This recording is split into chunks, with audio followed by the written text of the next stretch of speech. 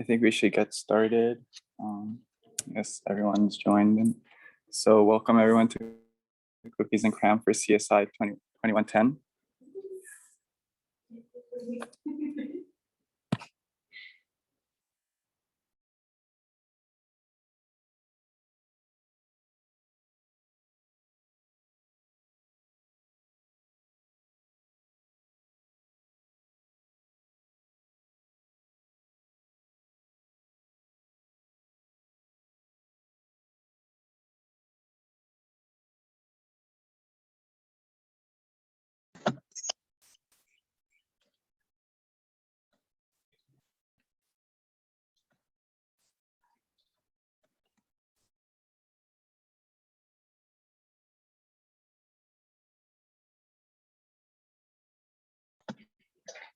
Okay, so we're gonna.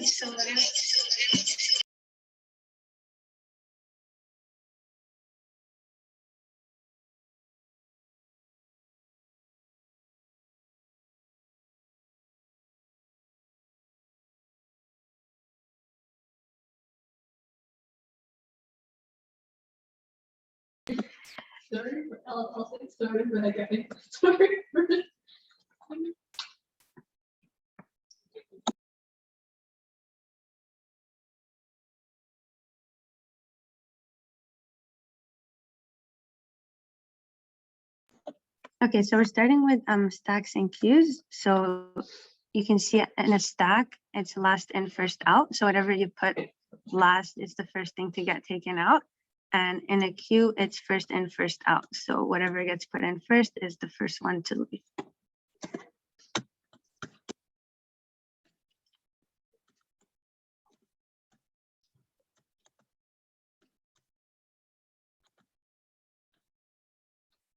Okay, so now we're going to go over some sorting algorithms. So we're just going to watch these videos. The first one is bubble sort.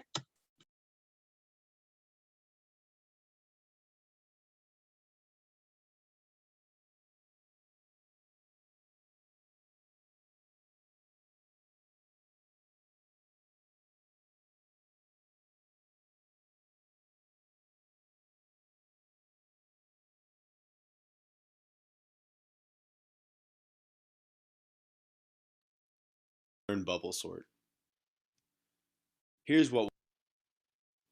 Today we're going to learn bubble sort.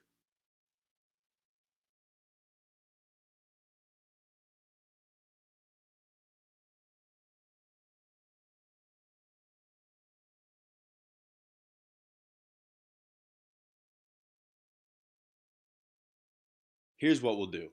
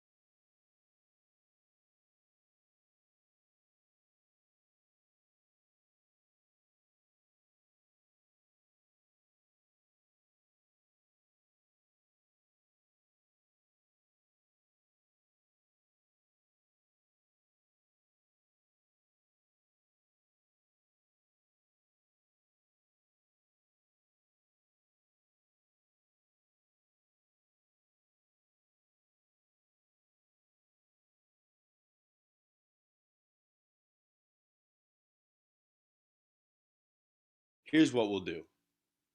We're going to compare. Today we're going to learn bubble sort. Here's what we'll do. We're going to compare consecutive items. If they're out of place, we'll swap them. The highest number will bubble its way to the right with each iteration. A sorted partition will form at the end of the array. It's pretty simple, so I'll be quiet and let you watch.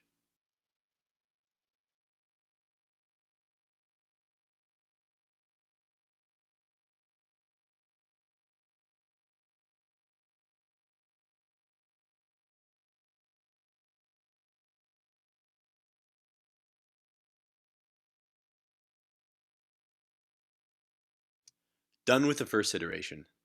9 is now in the correct spot. Let's continue.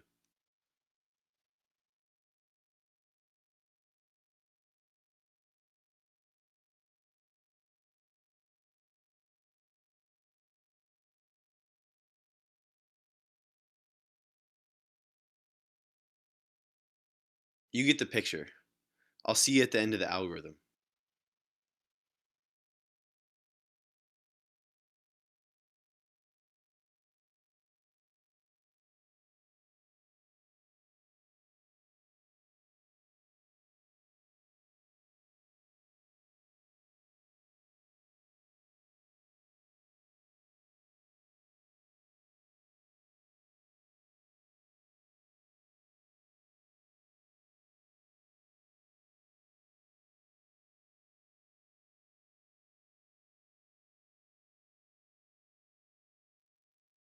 We're done.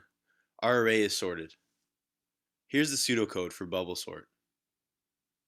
As you can guess from the nested for loop, the worst case time complexity is big O of n squared, where n is the size of the array.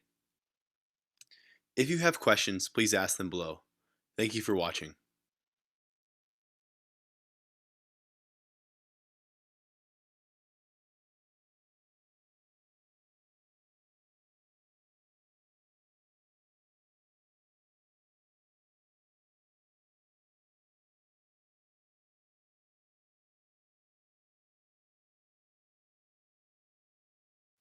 Today we're going to learn insertion sort.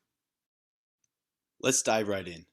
We're given this array and we want it sorted in increasing order. Here's what we're going to do. We'll start at the left and work our way to the right, examining each item and comparing it to the items on its left. We'll then insert it in the correct position in the array. You'll notice that part of our array will be sorted as we progress. We'll mark those items with a green background. Let's begin and you'll see what I mean. We start at 2. Of course, there are no items to the left of 2, so we mark it as sorted. Moving on to 8, we compare it to 2 and leave it where it is. Our first 2 items are now sorted. Next we have 5, which we can see is out of place. We know it needs to be after 2, so we swap it with 8.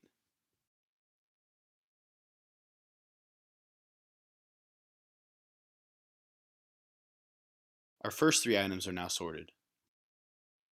On to 3. Again, it's out of place.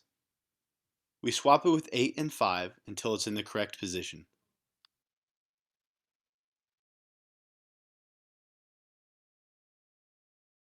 We're at our 5th item, 9, and I'm sure you can see that it's in the correct spot.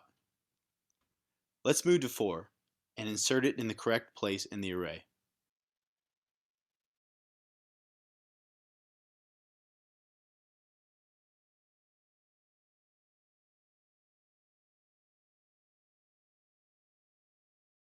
And that's it, we're done.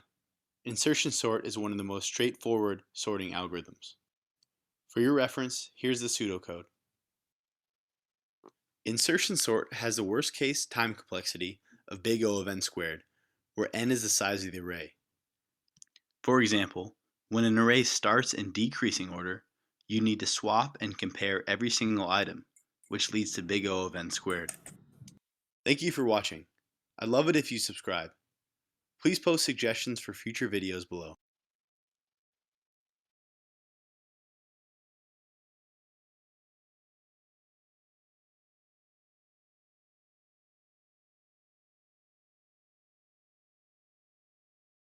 As students, we're constantly evaluated on the quality of our writing, on essays, homework. Today we're going to learn selection sort. Let's say we're given the following array and we want it sorted in increasing order. How will we do this? During each iteration, we'll select the smallest item from the unsorted partition of our array and move it to the sorted partition. We'll keep track of the current minimum and current item with red and blue arrows. Let's get started. We always set the current minimum to the first number in the unsorted partition, in this case 2. We progress the length of the array looking for a smaller number.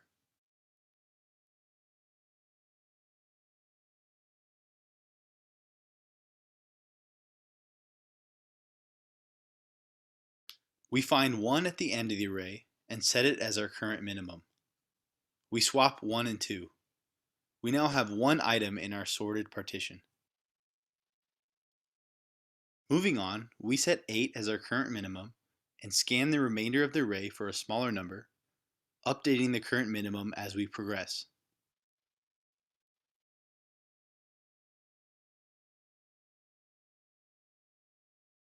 At the end we find 2 and swap it with 8. We're ready for the next iteration. This time, 3 moves into our sorted partition.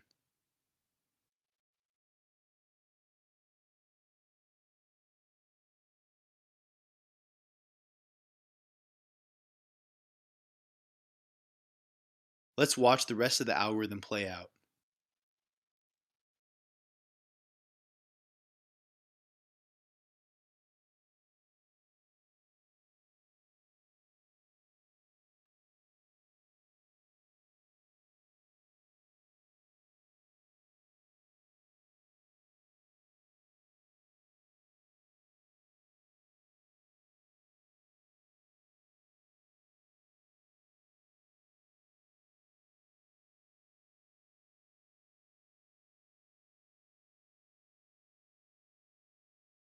Pretty simple.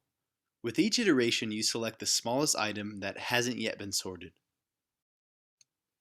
Here's the pseudocode for selection sort. As you can tell from the code and the nested for loop, selection sort has a time complexity of big O of n squared, where n is the size of the array. Thank you for watching. Please subscribe and comment suggestions for future.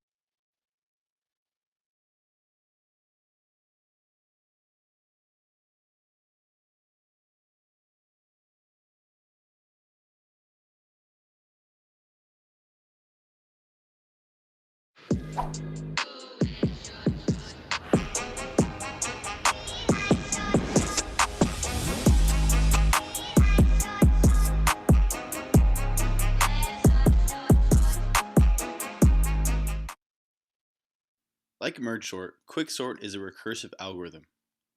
However, when you think of quicksort, I want you to think of the word pivot.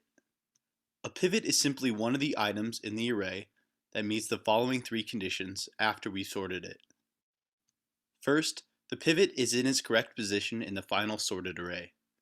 This means that all items to the left are smaller and all items to the right are larger. Let's look at an example. We're asked to sort the following array. Let's choose a pivot. I'll explain the best way to do this later, but for now let's just choose 3. First, we move the pivot to the end of the array to get it out of our way. Next, we're going to look for 2 items. Item from left, which is the first item starting from the left that is larger than our pivot. Second, item from right, which is the first item starting from the right that is smaller than our pivot. Starting at 2, we can see that 6 is item from left. Now starting at the right, we see that 1 is item from right. Let's swap item from left with item from right. We repeat the process. This time, 5 is item from left and 0 is item from right. Again, we swap the 2.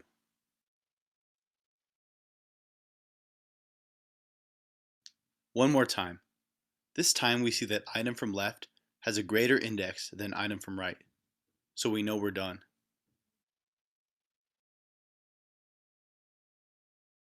We swap item from left with our pivot.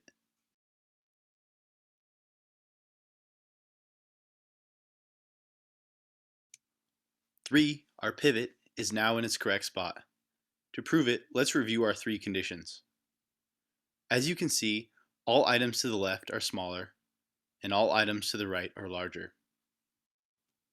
We said quicksort is recursive. Let's go through the process one more time with the larger partition we just made. We'll choose 7 as our pivot and move it to the end.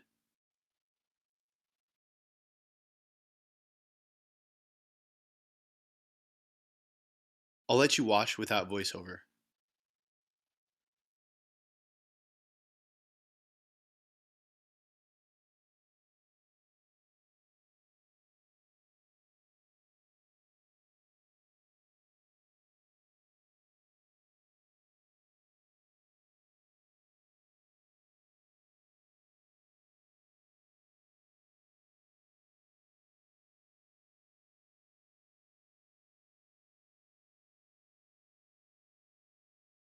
Now we have 3 and 7 in their correct positions.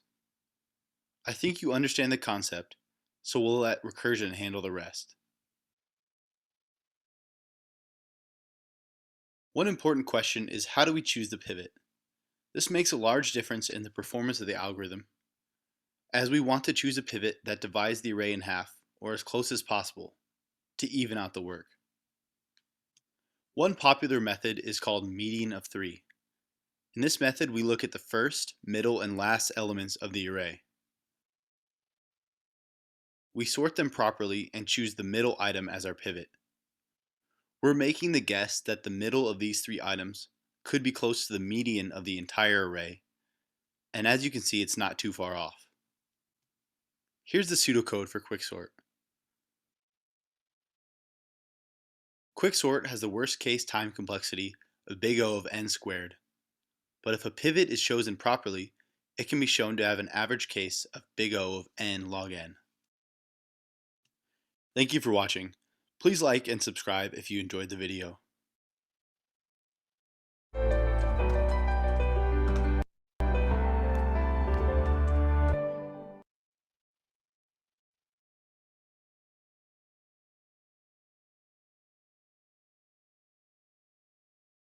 Today we're going to learn merge sort. A few quick points, then we'll get to the example. Merge sort is usually done recursively. When you think of merge sort, as with other recursive algorithms, I want you to think of divide and conquer. We're going to break our problem into smaller problems in order to solve it. Let's get started. We have the following array and we want it sorted. We're going to continuously split the array in half, our divide step, until we are left with the individual items. Watch and see.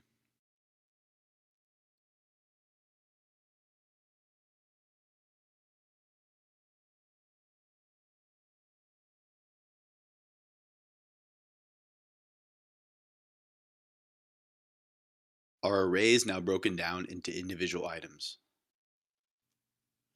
One note before we start sorting. When you implement this in code, these steps will be done in a different order because of recursion. But I think this human-friendly order provides more clarity in learning. Let's continue. We're ready to sort. We'll examine the individual items, compare their values, and merge them into temporary arrays.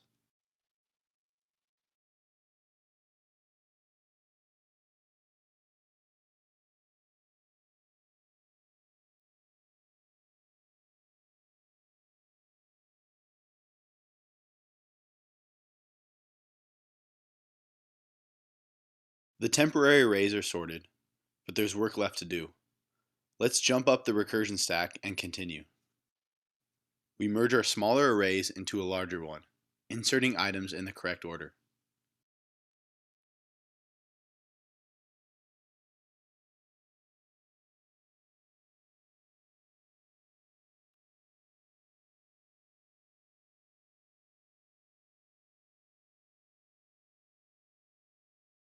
One more merge, and we'll have our sorted array.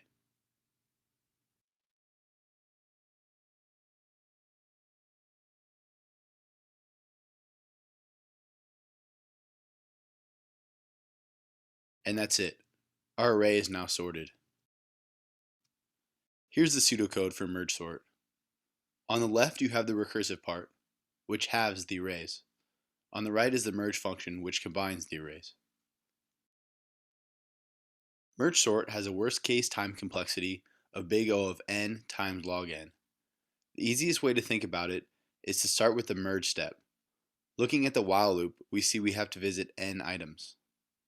The log n comes from the maximum height of a binary tree we create, which is on the order of log n.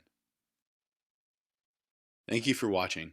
Please comment suggestions for future videos below, as well as any questions you may have.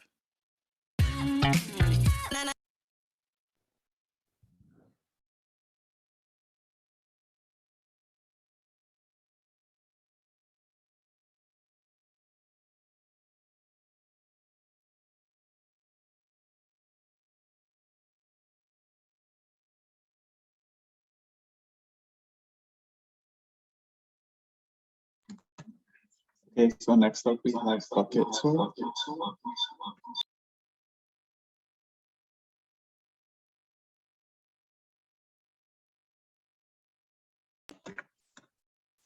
So we have a sequence of n elements, as you can see in the picture, and it consists of a key and an element. So the key in this case is just the indice of the array, starting from 0 and going to n-1. So in phase 1, we empty the sequence by moving each number to its respective bucket. As you can see, these are all sorted from with ranges of 5. And then in phase 2, we move each of the buckets sorted back into the array. And finally, the resulting array is sorted.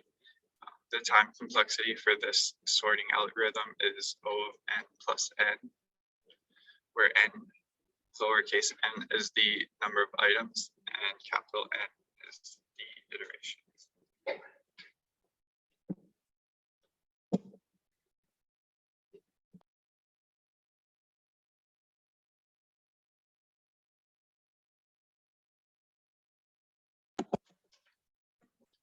So this is a summary of the sorting algorithms. And if you're interested, you can take a look at this website link posted.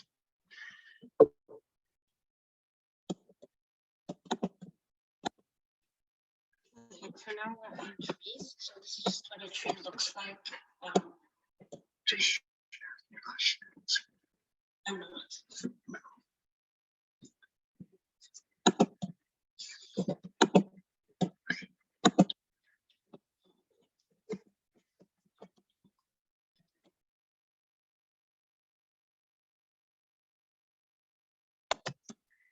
Okay, so the screen wasn't being shared, but this was the bucket sort algorithm visualized for everyone to take a look at.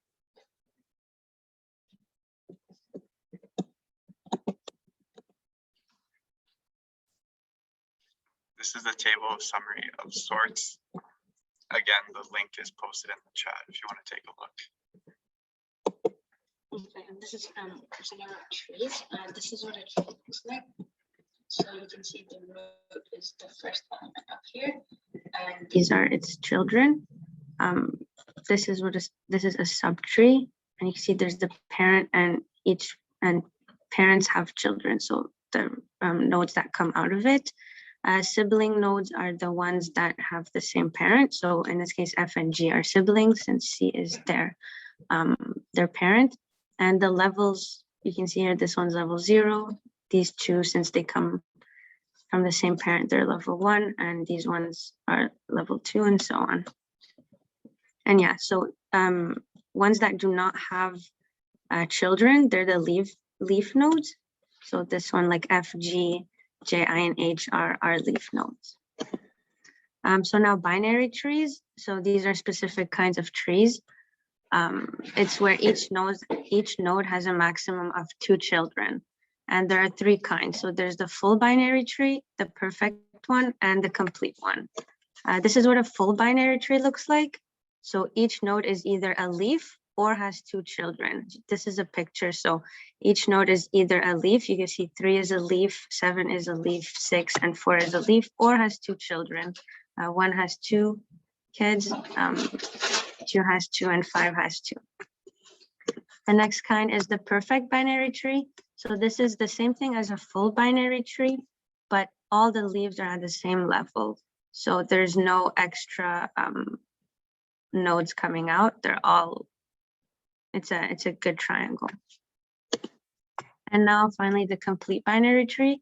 So it's perfect until you're adding more. So you can see 1, 2, and 3 are perfect. And then you add, and then there's more starting from the left side. So you can see you're adding here 6, 4. If I was going to add one more, I would add it 3 coming this way. Okay. So now how to traverse trees. So there's 3 ways. There's pre-order, post-order, and in order. For pre-order, you visit the node, then you visit its left, then you visit its right.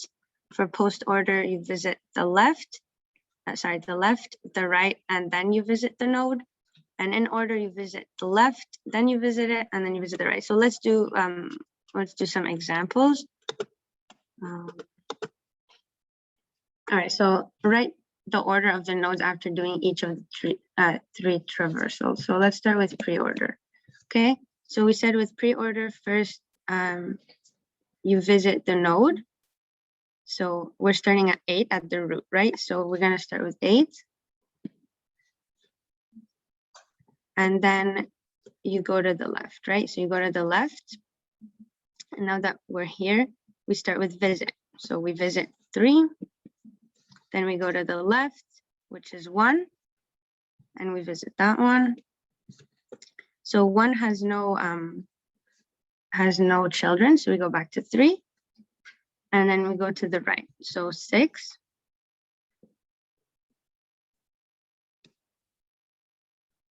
And then now that we're at 6, we visited it. So we go to the left, so 4. And we go to the right of 6, so 7. And we climb all the way back up to 8. Since we did all of these, we're at 8. We visited already, right? So now we go to the right side, so 10. And the 10 doesn't have a left, so we go straight to the right, so 14. And then we visited 14, so we go to the left, so 13. Okay. So now post order. Post order, we go to the left, the right, and then we visit the node. So again, we're going to start at 8. Yeah, so we go to the left. The left of 8 is 3. And the left of 3 is 1. So we're going to start with 1. We go back to 3. So yeah, we're going to do left, visit, left, right, visit. So we went to the left. Now we go to 6, which is the side of 3. But this one has a left. So we go to the left. So we go to 4. And then we go back to 6, but we got to go to the right first before visiting the node. So we go to 7. Since now for 6, we did his left and his right, we're going to visit 6. We go back up to 3. We did the 3's left and the right. So now we can write 3. And we go back up to 8. 8, we did the left, but we didn't do the right. So let's go to the right. We go to number 10. Number 10 doesn't have a left, so we go straight to the right. 14. 14 has a left, so we write his left first, so 13. Then we go back up to 14. 14 doesn't have a right, so we write 14. And then we go back up to 14, yeah. Now we're at 14, we go back up to 10. We did 10's left and right, so we can write 10. And then we go back up to 8. We did 8's left and his right, so we could just write 8. Okay, now in order. So in order, we go left, then we visit the node, then we go to the right. Okay, so if we're starting at 8, we're going to go to the left. Now we're at 3. We're going to go to 3's left, so we're at 1. So 1. And we go back to 3. So we did 3's left. Now we visit 3, so we check 3. Now we go to 3's right, so which is 6. 6, we look at that. Does it have a left? Yeah, so we go to 4. We go back to 6. We visit it before going to the right, so we write 6. So we did 6. Now we got to check 6 is right, which is number 7. Then we go back up, so to 3. We go back all the way to 8. Okay, we did 8's left. So now we visit 8. And then we can go to 8's right. So we go to 10. 10 doesn't have a left, so we visit 10 itself. Then we go to the 10's right. So now 14, but 14 has a left, so 13. And then we back up to 14. And 14 doesn't have a right, so we're done. Okay. Oops.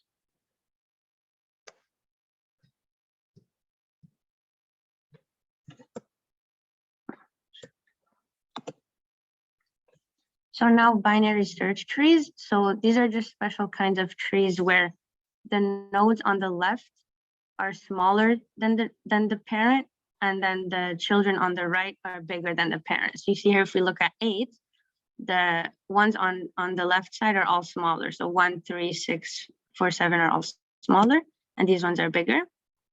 For 3 also, the one on the left is 1, which is smaller, and on the right side it's bigger. So if you look, so something special about the binary search trees is when you do the in order traversal, which this one is the same tree that we have here. When you do the in order traversal, you're gonna get the numbers in order, okay, in increasing order. You see how we got them here increasing? So that's just something special. Okay.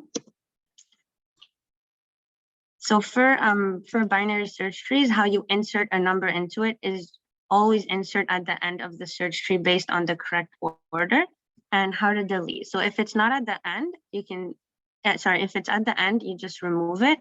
And if it's not at the end, then you replace it with the in order successor or predecessor. So in order successor is the smallest number on the right side of the deleted node, and the in order predecessor is the biggest number on the left side. So we'll do some examples. So the same binary search tree that we've been looking at. So if I want to start by inserting 12, I would start at the node. So 12 is bigger than 8, so I'll go to the right. 12 is bigger than 10, I'll go to the right.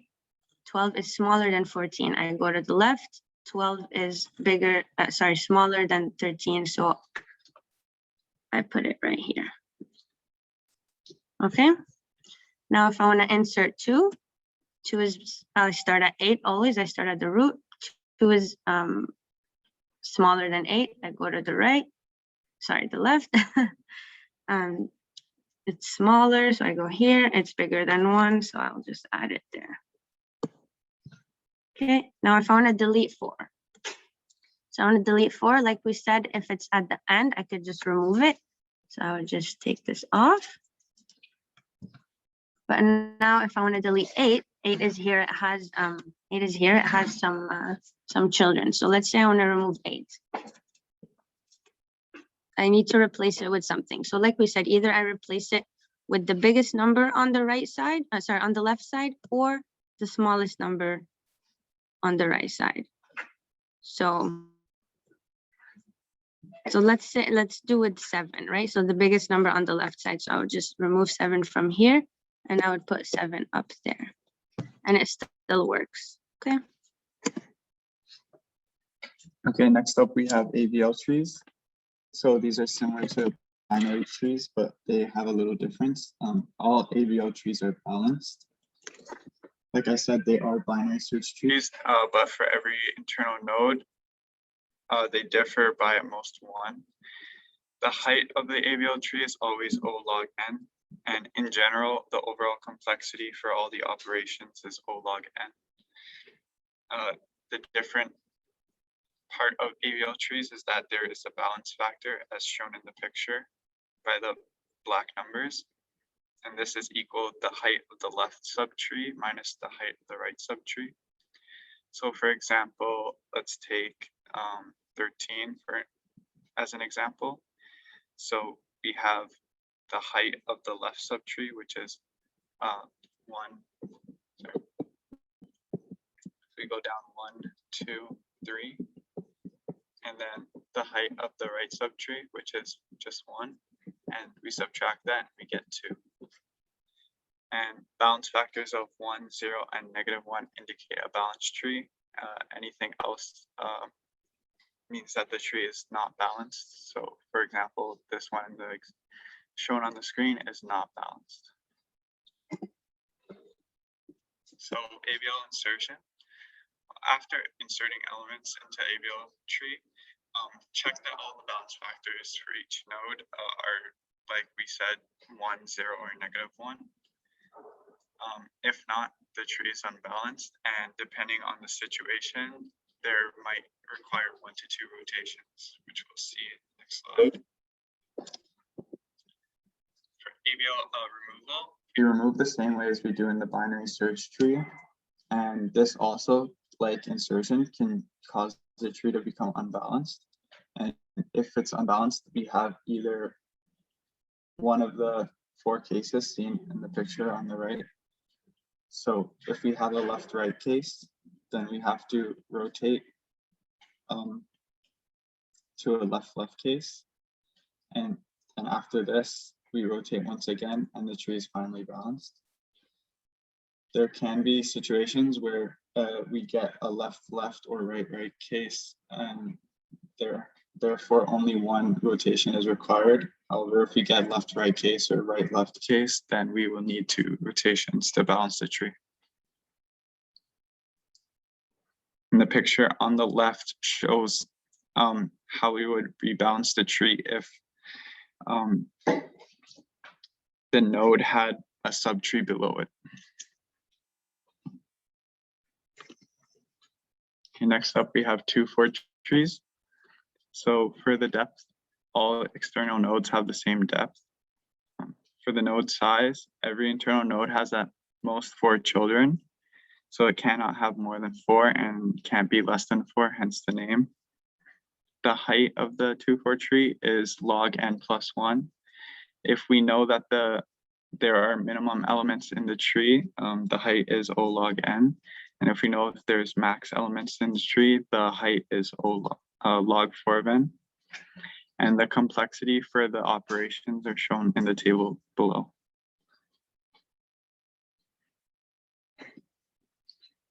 For insertion in a 2-4 tree, so we also insert similar to a binary tree. We insert at the end after searching where it goes. So this may cause overflow since you're only allowed 3 elements in 1 node.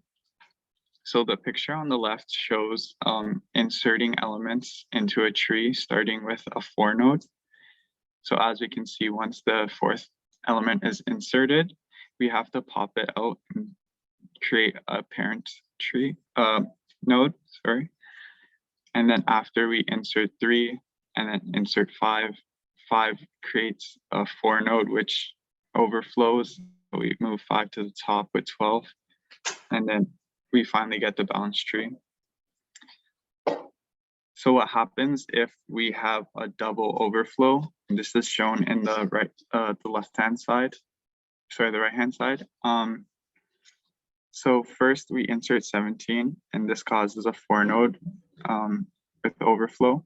So we move 15 to the top, and this also causes another overflow. So in order to fix this and balance the 2-4 tree, we move 12 and create a new parent node. For deletion, we replace the deleted key with the in-order successor. This can cause underflow, and we might need to fuse nodes together to fix this. To handle an overflow at node V with parent Q, we consider 2 cases. So these are the 2 cases shown in the images. So for the first case, which is the simple case, we just delete the element, and then we can fuse, we can break down U and create a V node, and then move 6 up with the U node. In the next case, we want to delete 14 from the tree. So first we delete 14, which causes an underflow, and then we move the U, which is the parent node, down to 15, and fuse 15 with 17. Now there is an underflow at U, so then we move 11 down to U and fuse 6 and 11 together, and then finally we have the balanced tree.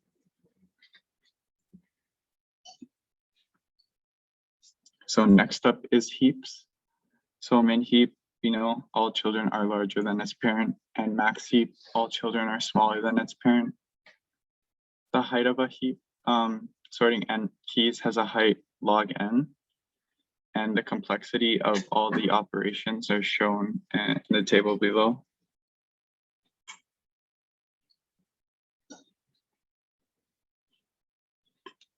Let me do this.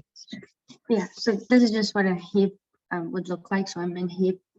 You can see all the children are smaller than its parent, right? So 10 is the smallest. All the ones under are bigger. Same with 15 here. These ones are bigger. Max heap is the opposite. So the children are going to be all smaller than the parents. That's pretty much it. And now we're going to show you a video about heap sort. This is another sorting algorithm, okay?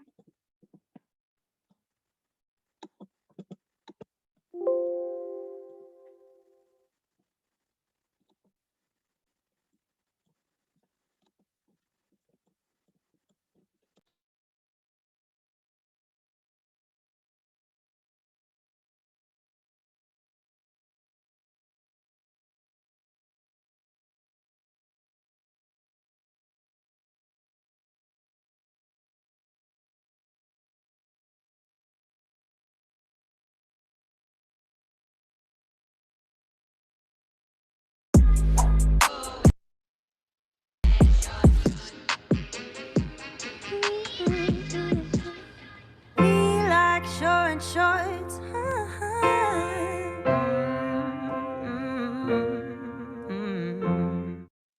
Today we're going to learn heap sort.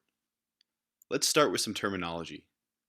A heap is simply an ordered binary tree. A max heap has a restriction that the value of the parent nodes are greater than the value of the child nodes.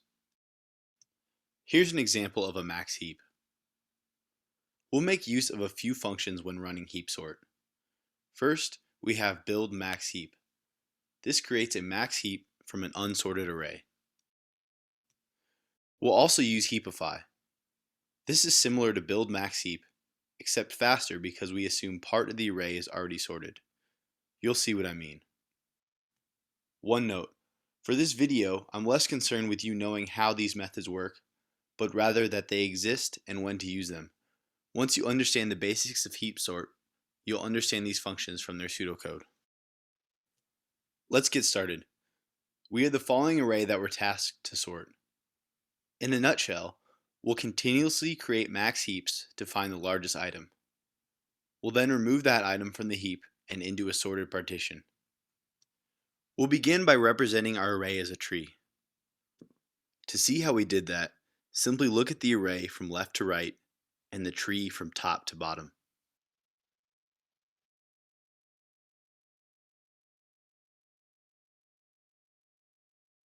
Now that we have a tree, let's create our first heap. We assume this is an unsorted array, so we call build max heap. Now that we have our max heap, we know the largest item, 9. We swap 9 with the item at the end of the array, 1. Finally, we remove 9 from the tree and consider it sorted. Looks good so far, except we're back to having a tree and not a heap. This time we call heapify, since only the item 1 is out of place. 1 floats down to the bottom, and the largest number heads to the top.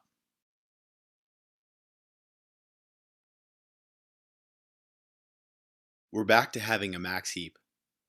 Let's swap the largest number 8 with the item at the end of the unsorted part of the array, 2. We remove 8 and consider it sorted.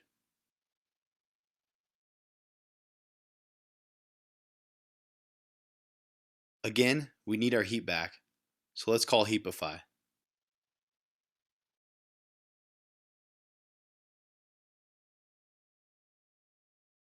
I think you see the pattern. I'll let you watch the rest of the video without voiceover.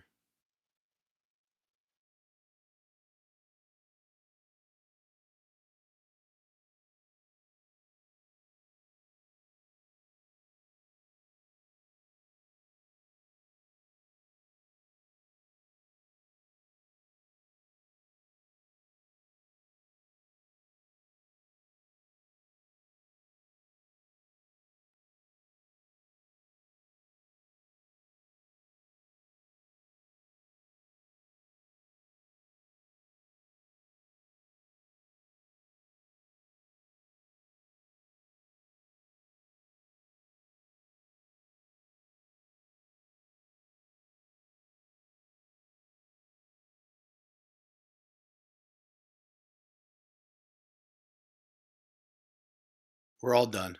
Our array is fully sorted. Here's the pseudocode for heap sort.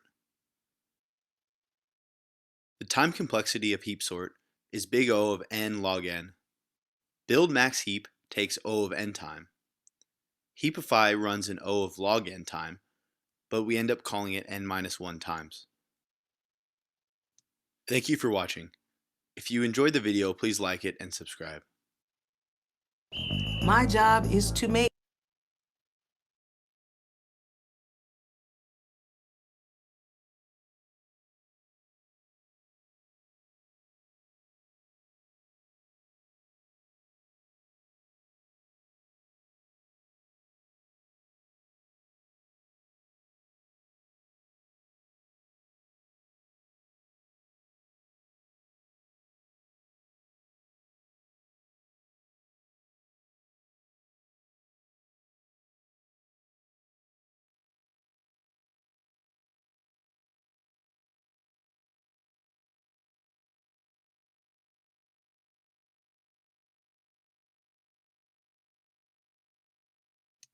Today we're going to learn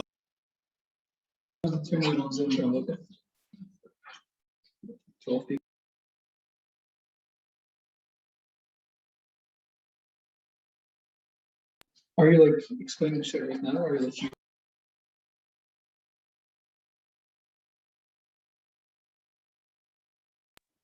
Okay, next up we have maps and dictionaries. So the map requires that all entries be linked to a unique key.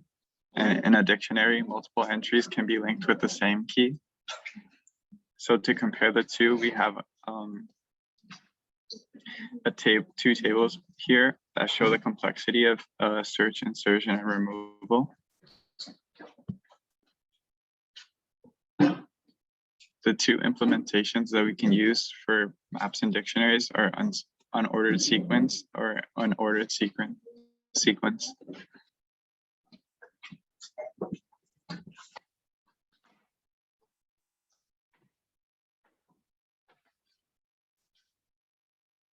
Okay, so now hash tables. So a hash table uses a hash function to compute an index, which is also called a hash code, into an array of buckets or slots from which the desired value can be found.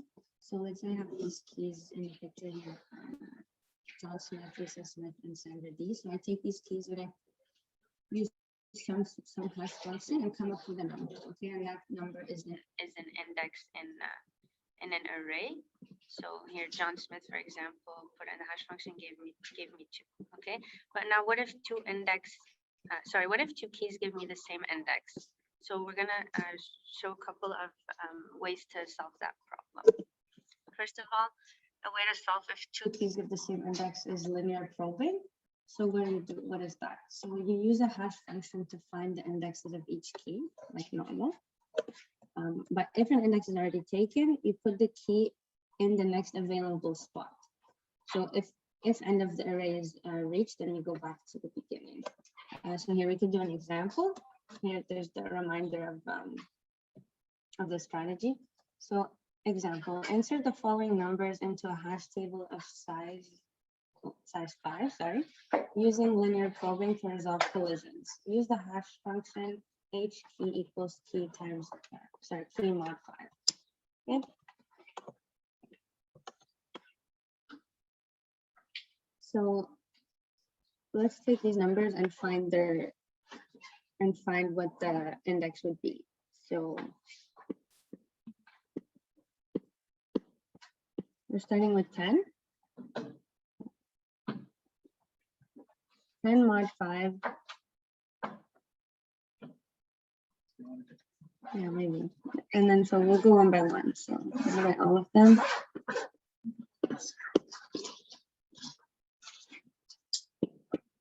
And 12.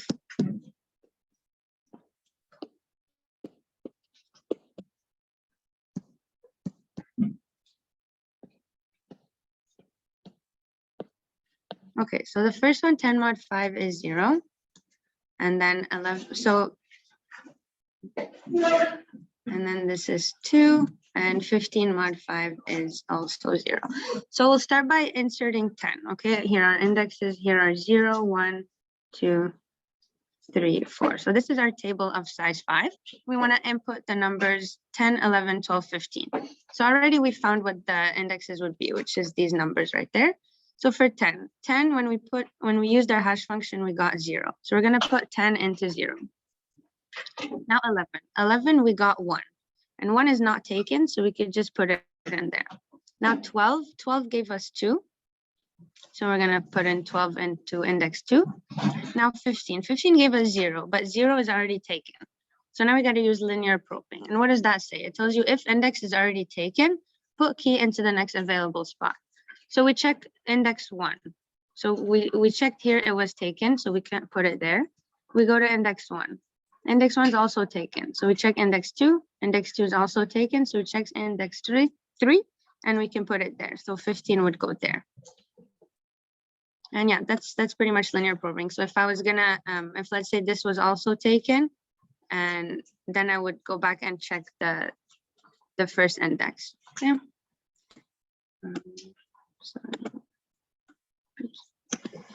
The next one is quadratic probing.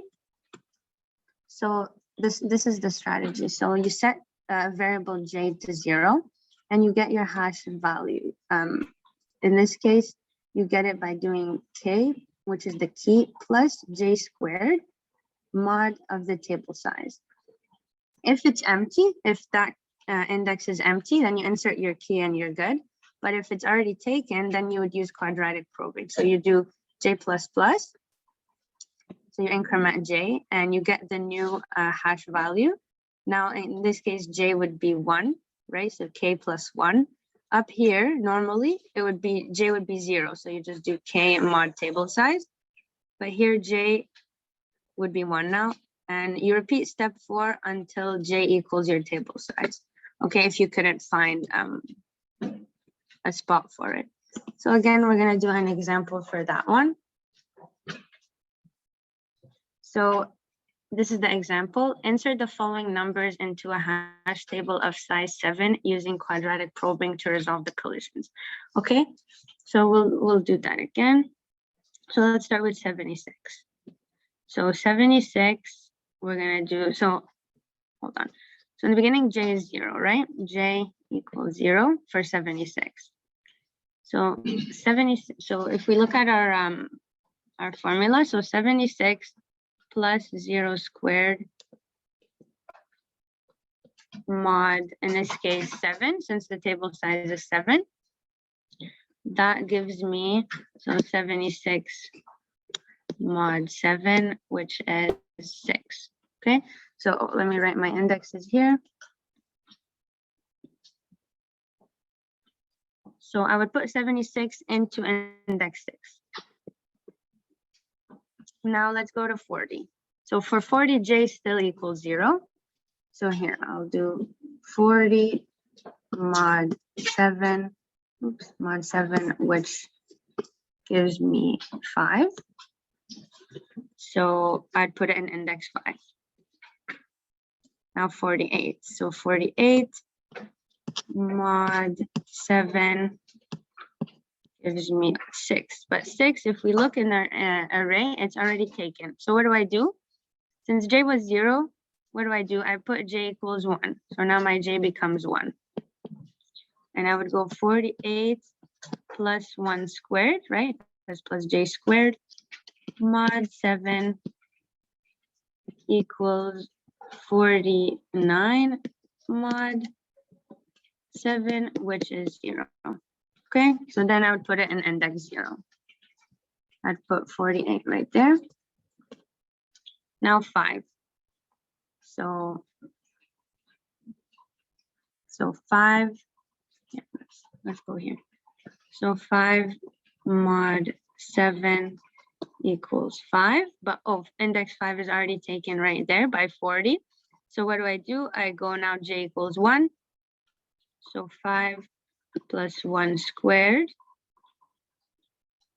mod 7, which is 6 mod 7, which gives me 6, but that's already taken. So now I go to what? I go to j equals 2. I'm gonna erase some stuff.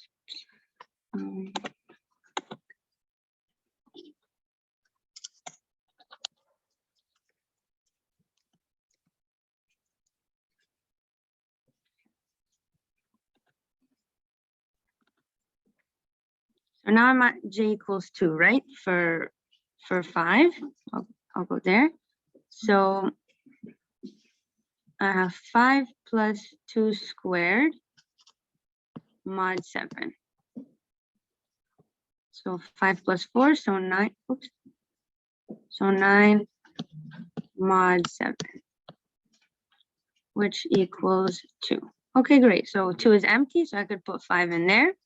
Now we go to 20. So 20 mod 7 is 6, but 6 is taken. So I go to j equals 1. So now I can do 20 plus 1. So 21 mod 7, which is 0, but 0 is also taken. Here, let me erase.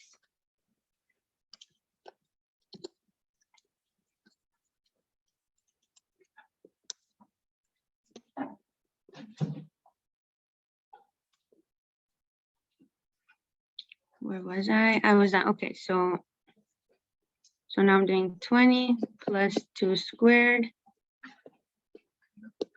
mod 7. So 24 mod 7, which gives me 3. And good, 3 is empty, so I could just put my 20 in there, and that's it. Okay. If I had another collision, then I would go to j equals 3, blah, blah, blah, blah, until I reach j equals 7. Once I reach that, I cannot keep going. All right. So the next one, the other one is double hashing. So this is where you apply a second hash function to a key if a collision occurs, right? So the strategy, same thing, set j to 0. And then you get your hash value. So your hash value this time would be your first hash function plus j times your second hash function. So obviously in the beginning, j is 0, so you would just use your first hash function. But if there's a collision, you're going to increment j. So then you would have to use your second hash function. Okay, so same thing as we did before, just a little different. So let's do an example. Insert the following numbers into a hash table of size 7 using double hashing to resolve collisions. Okay, so this is the strategy up there. Let the first hash function be k mod 7. Let the second hash function be k mod 5. So let's do that. Okay, these are the index. Oops.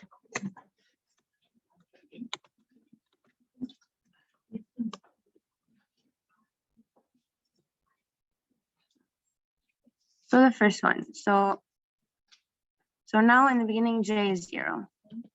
Right? So I just use my first hash function for, so let's start with 7. So 7 mod 7 is 0. Good, it's empty. I'll put that there. So 7, we're done. Now 5. 5, j is still 0 since it's our first one for 5. So 5 mod 7 gives me 5. Great, that's empty. So I'll just put my 5 there. We're done with 5. Now 9. J is still 0 since it's my first time using 9. So 9 mod 7 gives me 2. Great, 2 is empty. I'm done with 9. Now 12. 12 mod 7 gives me 5. Oh, but 5 is already taken. So I will have to use my second hash function, right? So I'll do, now what I'm going to do, I'm going to do 12 mod 7 plus j. Now j, I increment j. So now j becomes 1. And I'm going to do plus 1 times 12 mod 5 because mod 5 is my second hash function. So 12 mod 7 we said was 5 plus 1 times 12 mod 5 is 2. So 7. I think I made a mistake.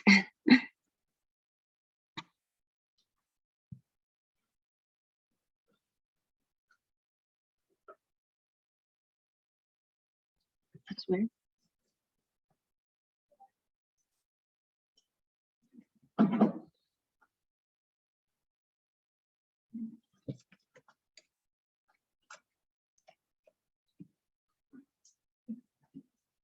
12.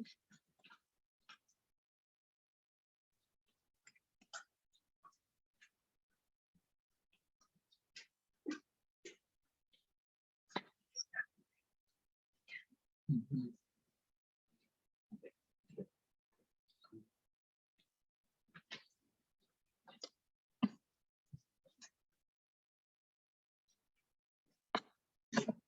Okay, let's move on and I'll see what I did wrong. So we'll skip to the next slide and then I'll see what I did wrong. Okay, so next up we have lexicographic order. So for sorting in this order, we can let C5 be the comparator that compares two tuples by their hash dimension.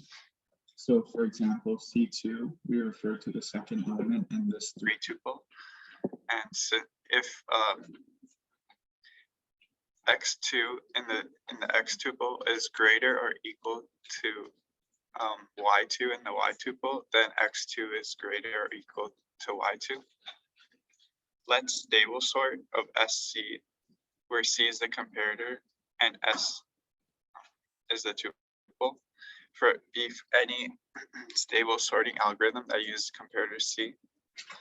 So lexicographic sorts a sequence of n tuples in lexicographic order by executing d times algorithm stable sort and once per dimension.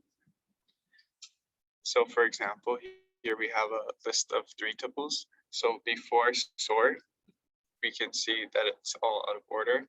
And then after sort, we get 214, 246, 324, 515, 516, and 746. So we iterate through each of the dimensions and we sort them. When we get a comparator that is equal, we move on to the next dimension. So for example, for 2, we move on to x of 2, which would be 1 and 4. And since 4 is greater than 1, it comes after in the sequence.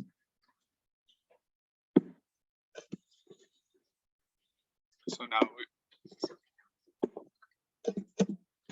Yeah, so I just made a mistake with the second hash function. So Here, let me.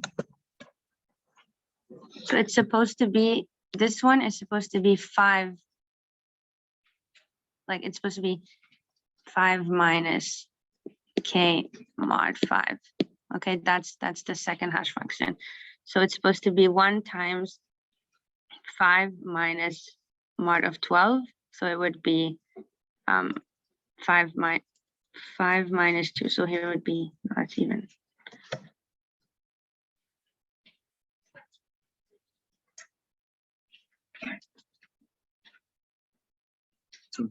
That's worse.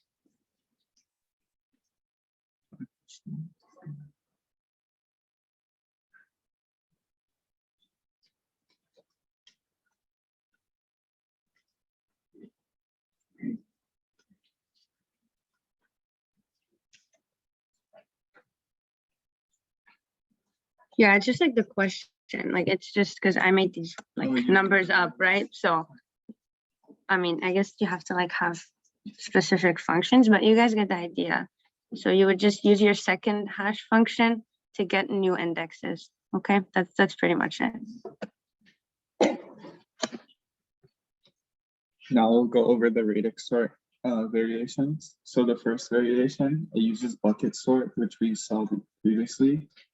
Sorting as the stable sort algorithm, and it ranges from 0 to n minus 1.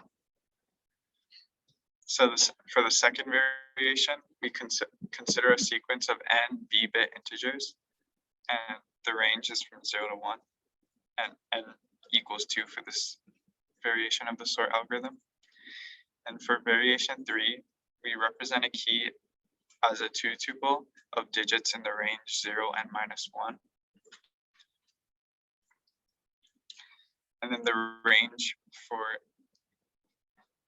the entire sequence would be 0 and n squared minus 1. And then an example of this sequence is shown in the equation. So for examples for version 3 of the sort variation.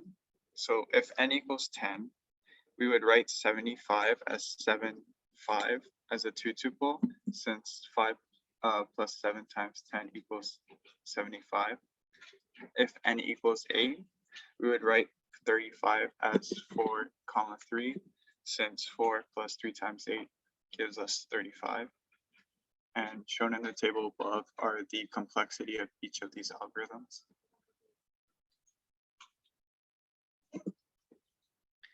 Next, we'll move on to depth first search. So the concept for this algorithm is to start at an arbitrary vertex and fall along a simple path until you get to a vertex which has no unvisited adjacent vertices.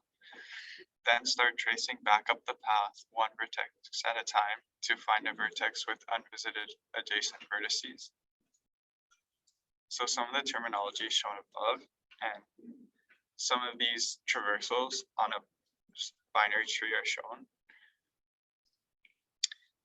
So for the implementation of depth first search in an adjacency matrix would be O(n) squared, and for an adjacency list, we would get an average case of OM with a worst case of O(n) squared.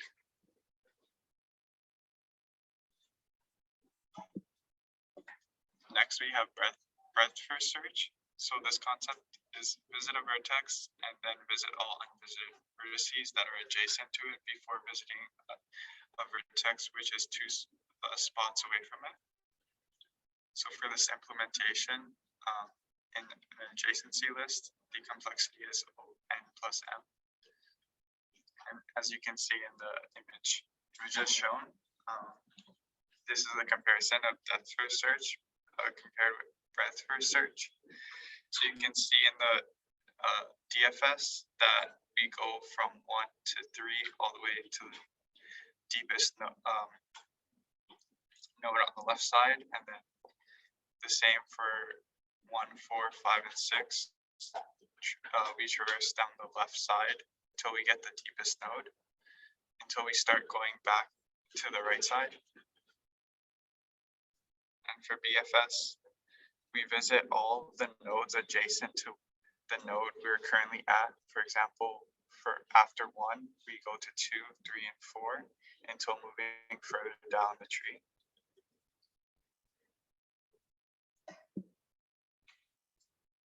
So this is also just the diagram showing the traversals of depth DFS and BFS.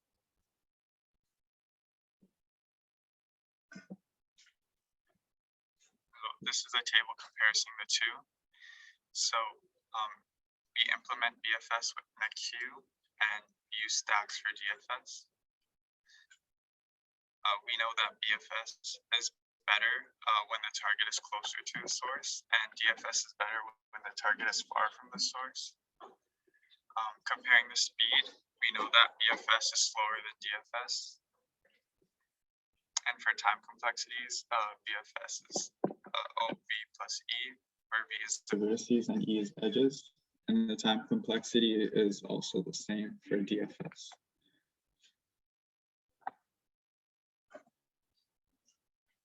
Next, we have Dijkstra's algorithm. So the concept of this algorithm is to start at a starting node S, and until we finally reach the node V, which is our destination node. And each time we find a new vertice or a new vertex, we would note the distance from it, from S to the new vertex, until we get the shortest path to V. So we also have a video showing this algorithm.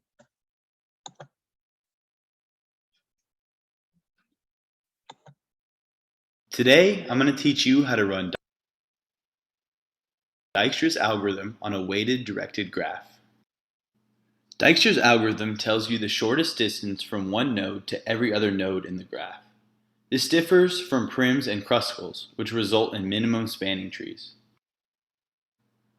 Let's use the following graph for our example.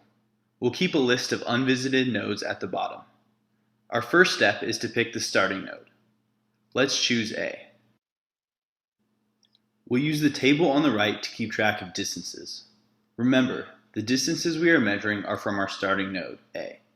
We put 0 for A and infinity for the others, as we haven't visited them yet. The next step is to examine the edges leaving A.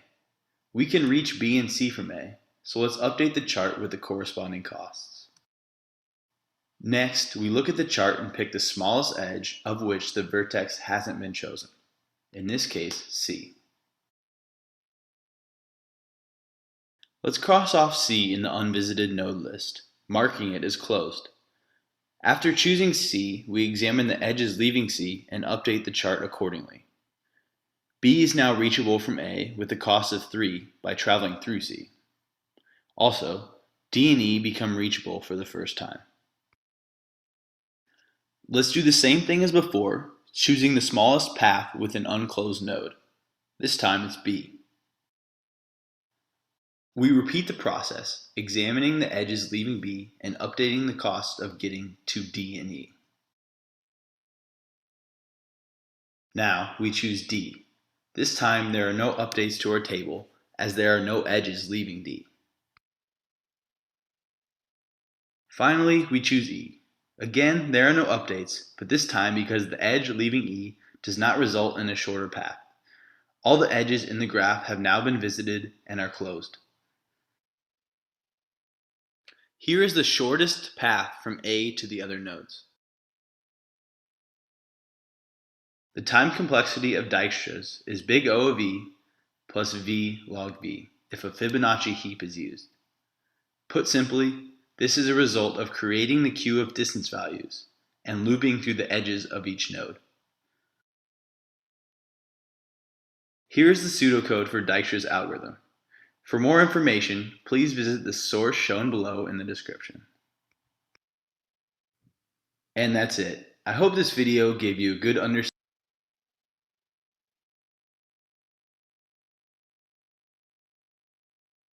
Today, I'm going to teach you how to run Dijkstra's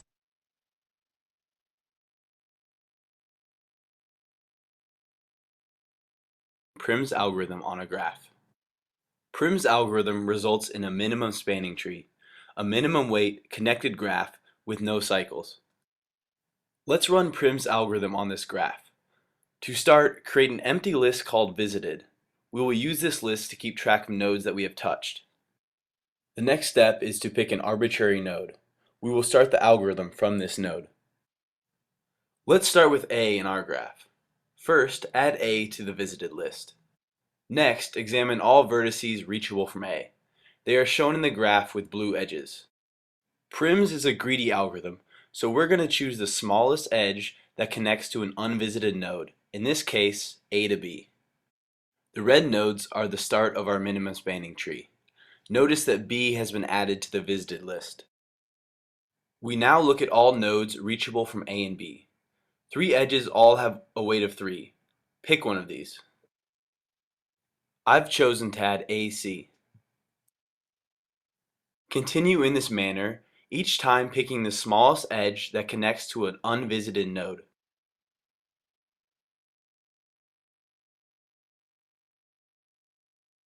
Notice at this point the edge BE with a weight of 3 is the smallest edge, but both vertices are already in the MST, so we do not pick it.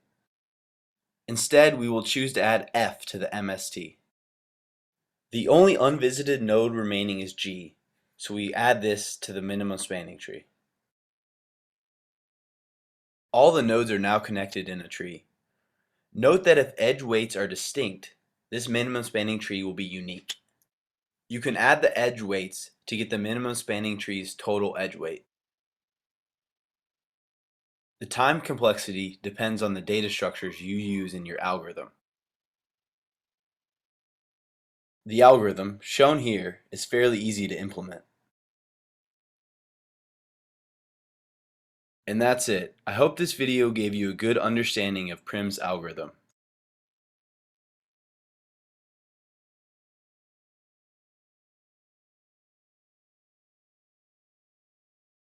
Spanning tree. Today I'm going to teach you how to run Kruskal's algorithm on a connected graph with weighted edges. Kruskal's algorithm results in a minimum spanning tree. Let's run the algorithm on this graph. To start, pick the smallest edge. In this case, the smallest edge is between CE with an edge weight of 1. We repeatedly look for the smallest edges that don't create a cycle. In this case, edge AB with a weight of 2 is the next edge chosen. You can see that we have 2 trees forming, however they are not yet connected. Let's keep looking for the smallest edge in the edge list. Notice there are 3 edges with a weight of 3. You can choose any one of these edges.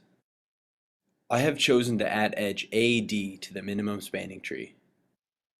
Continuing in the same manner, edge AC gets added to the MST. Notice the next smallest edge is BE with a weight of 3, but this edge connects 2 nodes that are already in the same tree, so it will not be chosen. Now we keep adding edges until all nodes are in the same tree. In this case, F is added with a weight of 7. Finally, G is added to the MST and all nodes are now in the same tree. We have our minimum spanning tree. This algorithm's speed is limited by sorting the edges. We can use merge sort to do this in time of E log E. Here is the pseudocode for Kruskal's algorithm. If you need additional help, see the list of sources below. And that's it. Hopefully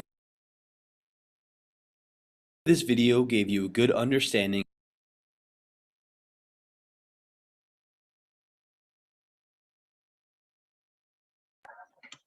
Okay, so finally we have pattern matching.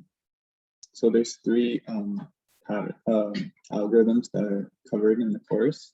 The first one being brute force or naive.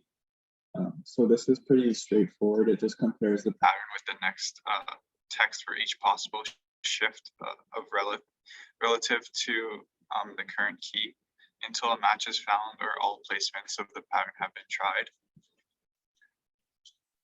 The next is Boyer-Moore. So for this one, we have the looking glass heuristic. So we compare P with a subsequence of T moving backwards. So, and then for the character jump heuristic, when a mismatch occurs at Ti of equals C, where C is the character and T which the mismatch occurs. So if P contains C, shift to align the last occurrence of C and P with T of J. And if P does not contain C, shift P completely past Pj to align P0 with T of J plus 1. So we can see this algorithm working in the image. It's an outline.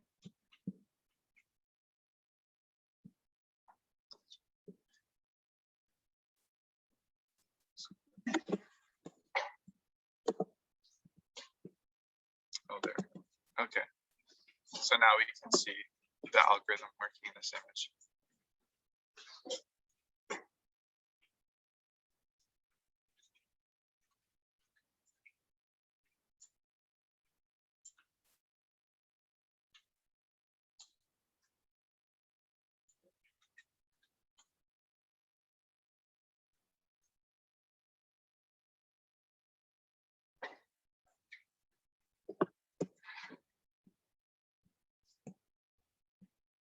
The last pattern matching algorithm is KMP. So like brute force, but shifts the pattern more efficiently. So you compare each letter of P left to right to T. When you find a mismatch, look at the word on the left to the left of the mismatch and find the largest prefix such that there is an identical suffix and move by matching up to the suffix with the prefix. So unfortunately, I think this image right now is not rendered correctly. Okay.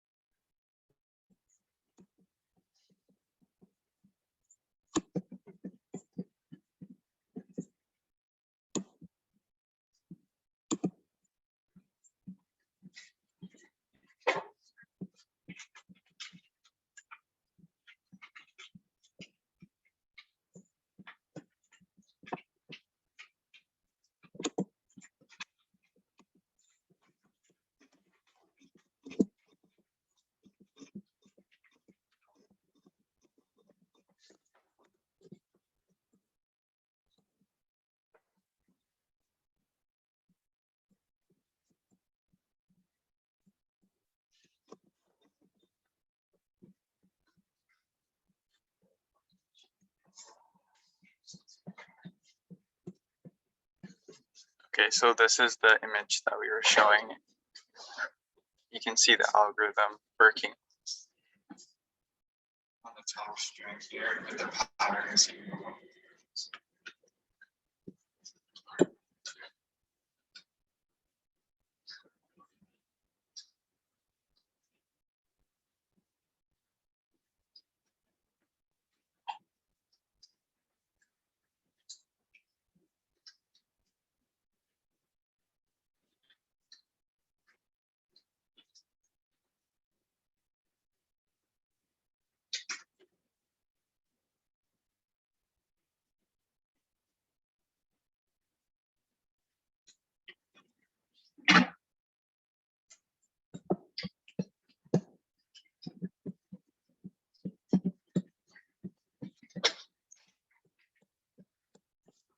And that's all for the PowerPoint. Next, we'll move to the Kahoot unless there are any questions.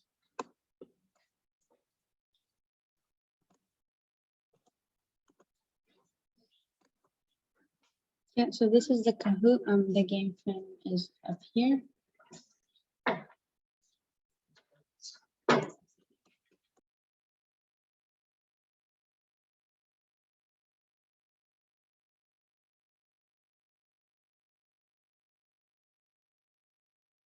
Oh, really?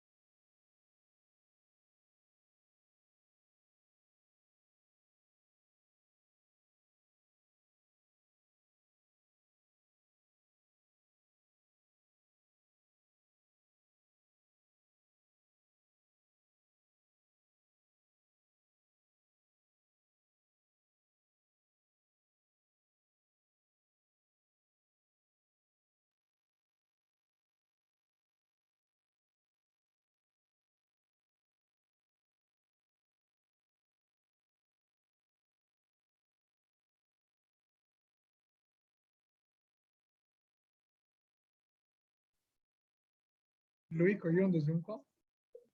Hey, you've already taken this class, my guy.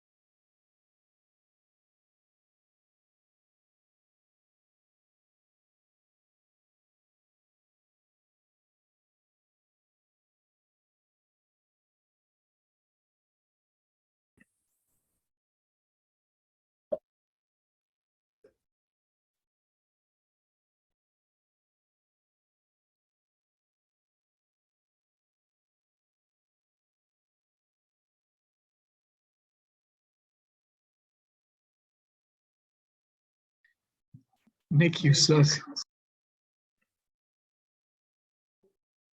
I am sus. Why?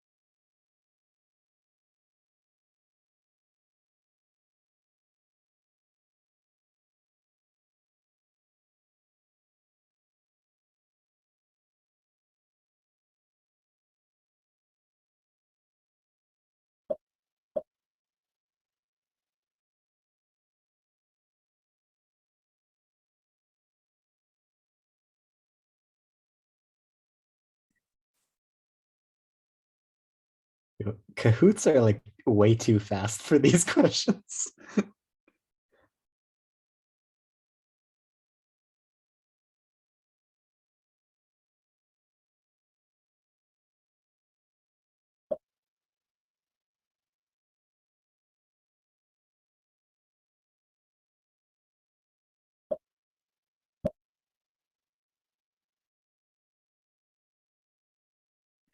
Wait, does anybody hear me?